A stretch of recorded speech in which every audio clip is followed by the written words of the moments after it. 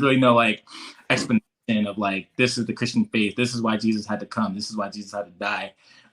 So for you, right, like in 2020 and examining your faith, like what was it that kind of like solidified the deal for you? Where it's like, hey, I'm going to give my life to Jesus now. What was that for you?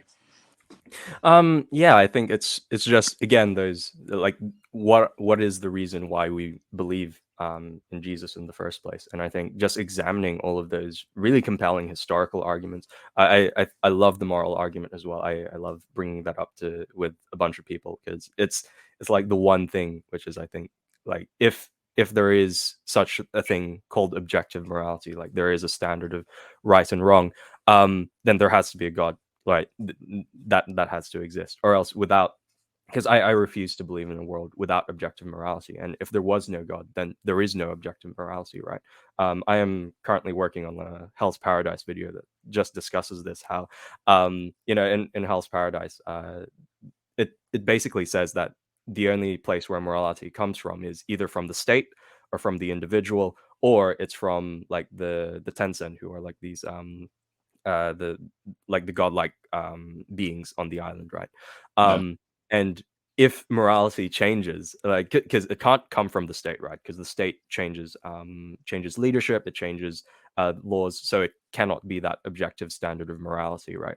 Mm, Cannot come from the individual because individual opinions differ, right? You will disagree in terms of morality with other people, so it can't come from the individual. So it's kind of and with the Tencent as well, in Hell's Paradise, it can't really come from them either, because um, it's just enforcing morality through power, right? yeah. And I'm sure they I haven't watched all of Hell's Paradise yet, and I haven't read the manga, but I'm sure the Tencent aren't actually as immortal as they say, right? So the only case where objective morality can come from is actually God, right? Because God is always constant, he's unchanging, so and he is the ultimate just and fair God. So Yeah. that's the only place where morality exists.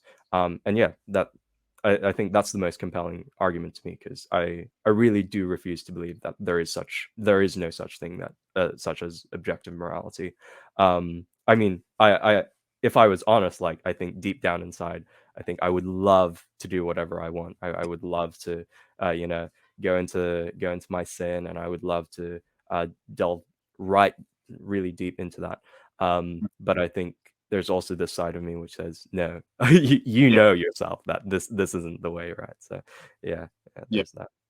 Yeah, I love that. I love that idea that no, definitely objective morality. That if there is no objective standard, then honestly everything crumbles, right? Like Mm, nothing really holds. It's like literally anyone could do like anything they wanted, and there is no justice for it. You know, if there's no standard, like there's no objective standard outside of ourselves, like who is to tell us mm. who is right, who's to tell us what we can or can't do. So I also love that argument.